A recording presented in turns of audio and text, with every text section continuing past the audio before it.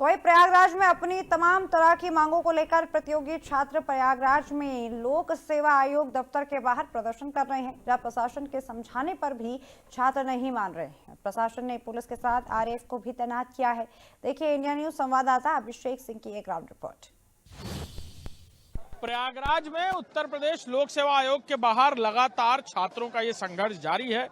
देर रात हम यहाँ मौजूद थे, न ठंडी का असर है, न जमीन पर चद्दर की जरूरत है, न खाने की। हर कोई बस एक बात का इंतजार कर रहा है कि आयोग की तरफ से नोटिफिकेशन जारी हो, इनको इनका अधिकार मिले। यानी इनका अधिकार क्या? नॉर्मलाइजेशन हटे, जिसका ये विरोध कर रहे हैं, और 1 डे 1 एग्जाम हो। अधिकारियों को भेजा जा रहा है बातचीत करने के लिए। कुछ ऐसे भी अधिकारी हैं जो यहीं से पढ़े लिखे फिर अधिकारी बन गए, यहीं आप लोगों के बीच तैयारी करके।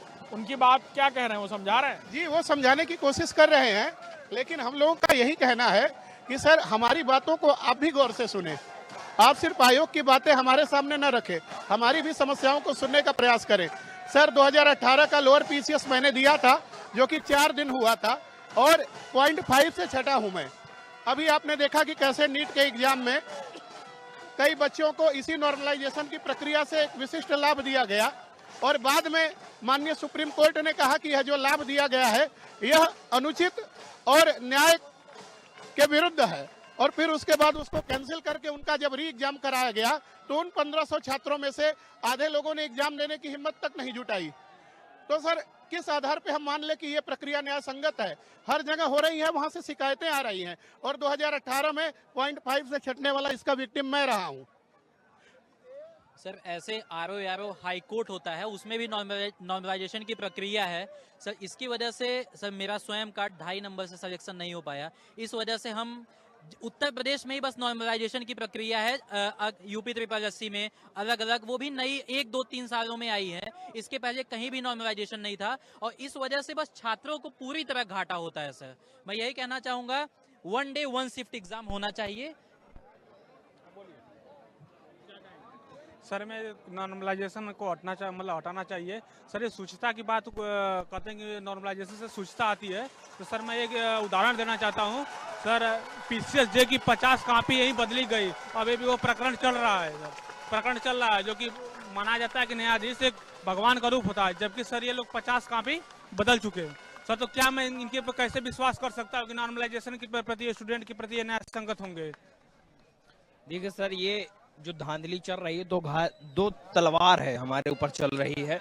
ये 2 दिन के जो एग्जाम है, ये पूर्ण रूप से एक घोटाले का काम करने का प्रयास करेगी। ये सिर्फ और सिर्फ हम लोगों को झुंझुना पकड़ा रही है। सर हर बार हम लोगों को प्रयोगशाला में तो बना के रखी हुई है। पिछली बार क्या हुआ, हमारा ऑप्शनल हटा दी, हम उसमें थोड़ा सा सेट होने में हमें समय लगा। अब इस बार हमको 2 शिफ्ट में जो एग्जाम करा रही है ना, ये एक तलवार लेकिन दोनों तरफ से चल रही है सर। ये कुछ और नहीं, ये सिर्फ और सिर्फ घोटाले का काम करेंगे। बिजनेस है ये सर, आयोग नहीं है, ये चोर घोटाला हो गया है सर। मेरे आयोग जी से अध्यक्ष माननीय महोदय से निवेदन करता हूँ कि आइए हम लोगों से बात करिए, विद्यार्थियों से हमारे साथ आइए, हमसे जुड़िए।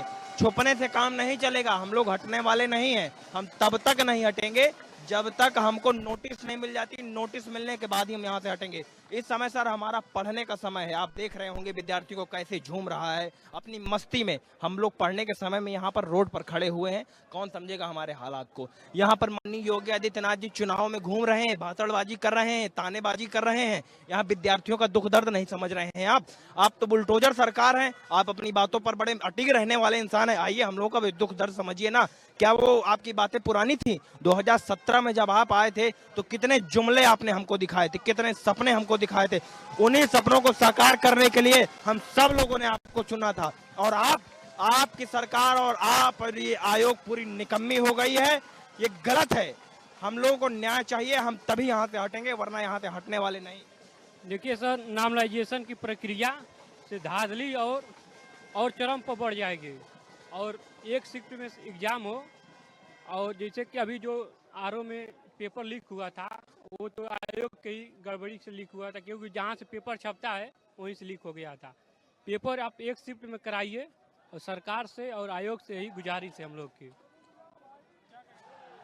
सर जब इतने दिनों से अच्छे से एग्जाम सब हो रहा था, अचानक नॉर्मलाइजेशन लाने की क्या जरूरत पड़ी? आयोग अपनी मंशा साफ करे। जो है हम यही कहना चाहते हैं, 1 शिफ्ट में एग्जाम हो, हम जब तक नोटिस नहीं आएगी तब तक यहाँ से हटेंगे नहीं जो है।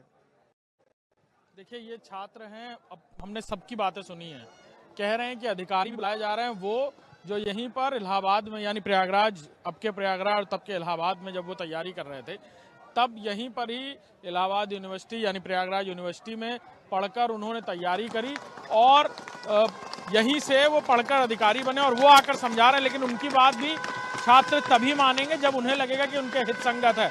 उनका कहना है कि आयोग से कोई आए, उनके साथ बैठे, बात करे, समझाए और रास्ता निकाले, तब तक ये यहाँ से नहीं हटने वाले। कैमरामैन दीपक के साथ अभिषेक सिंह, इंडिया न्यूज।